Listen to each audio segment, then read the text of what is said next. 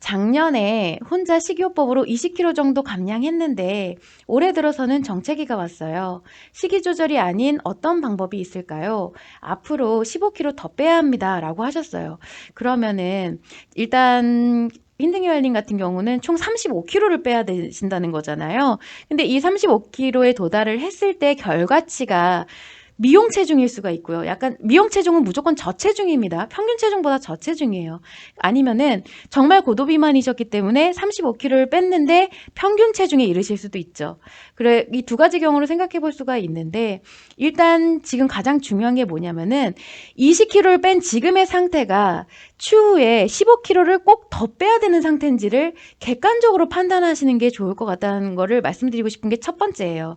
왜냐면은 제가 항상 말씀을 드렸다시피 우리가 행복을 지향하면서 이게 행복을 추구하면서 살아가는 데 있어서 내 외형이 반드시 저체중일 필요는 없어요. 이 저체중이 미의 기준이 되는 것은 되게 왜곡되고 사회적으로 왜곡된 미의 기준인 것이지 내가 행복하게 살아가는 기준은 아니거든요.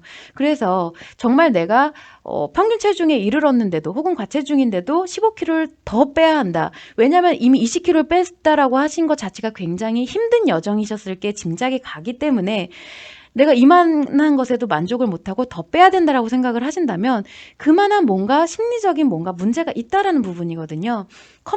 심각한 컴플렉스가 있으시든 간에 아니면 큰 상처가 있으시든 간에 어떤 심리 문제가 있으시다라는 건데 이런 부분은 심리 문제만 해결을 하시면 더 이상 그 15kg 안 빼셔도 돼요. 내가 빼고자 하는 마음 자체가 안 들게 되거든요. 그래서 그 부분을 먼저 체크를 해보시는 게 좋을 것 같고요. 그리고 이제 질문에 대한 것을 생각을 해보자면 식이요법만으로 15kg를 빼야 표준 체중이시구나. 그러면은 일단 한번 말씀을 드려볼게요. 식이요법만으로 20kg 정도를 감량을 하셨다는 거는 정말 대단하신 일이에요. 근데 사실은 어떻게 보면은 고도 비만에 계셨기 때문에 일반 이런 과체중이나 비만인 상태보다 조금 어느 정도 이렇게 내가 정말 비만을 야기했던 안 좋은 습관들이 정리가 되면서 감량을 하는 게 그렇게 막 일반인들이 빼는 것보다는 어렵지는 않으셨을 거예요. 그러니까 살이 좀 빠르게 잘 빠지셨을 거예요. 근데 정체기가 당연히 올 수밖에 없죠. 지금 15kg 정도를 빼야 표준 체중이시라고 하면은 지금 과체중보다 조금 이상이실 거라고 생각을 하는데 더 이상 식이 조절로 안 된다라고 하는 거는 어떻게 봤을 때는 계속 식이 조절을 이제 유지를 하시면 그 안에서 작용을 하고 있는 지방은 감량하는 속도가 그렇게 빠르지 않기 때문에 수분이 빠지고 근육이 빠진 이후부터는 체중 감량으로 나타나는 부분은 좀 적어요. 눈에 띄게 나타나는 게 적기 때문에 꾸준히 조금씩은 계속 빠지고 있을 수는 있어요. 계속 유지를 하고 계시다고 하면 아니면은 식단을 더 타이트하게 가셔야 된다는 얘기거든요. 근데 지금 얼마나 식단을 타이트하게 가셨는지는 잘 모르겠어요. 근데 예를 들어서 15kg를 빼야 정상 체중으로 돌아오신다라는 거는 이미 지금 하고 있는 식단 자체도 그렇게 타이트한 식단은 아닐 것이라고 생각을 하게 되는데 이게 나쁘지는 않아요. 내가 조금씩 시기를 정상적으로 줄여가는 게 맞는 것이지 한 번에 극단적인 식단을 하게 되면 그거에 대한 보상 심리가 또 커지는 부분이거든요. 어찌 됐든 앞으로 더 감량을 하시려면 반드시 운동을 하셔야 됩니다. 그러니까 꼭 운동이 아니더라도 식이요법에서 추가적인 소모 칼로리를 더 늘리셔야 된다라는 거예요.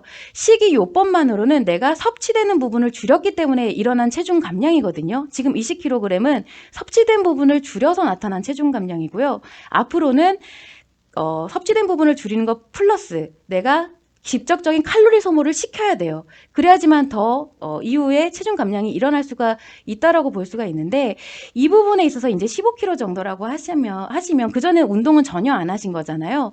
약간의 저강도 운동만 하시면서 꾸준히 가도 그 체중 감량이 계속 일어나게 되실 거예요. 그래서 운동 강도도 조금씩 높여가도 되지만 일단은 식단 조절에 있어서 일상적으로 우리가 먹을 수 있는 식단 보통 지금 흰둥이왈님이 여성분이라고 하면은 2000칼로리 내외가 돼요. 2200칼로리 이 정도가 평균 칼로리 섭취가 되는데 물론 이거는 이제 인바디를 재보셔서 어느 정도 나오는지는 한번 보시면 좋아요.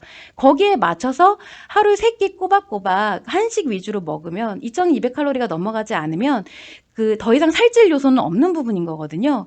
그래서 거기다 추가적으로 저강도 운동을 하시면 추가적인 감량이 일어나게 됩니다. 이 저강도 운동에 있어서는 내가 뭐 하루에 1시간 걷기 운동이라든지 좀 더 빠르게 걷기라든지 아니면은 뭐 간단한 맨몸 운동 같은 게 포함이 되고요.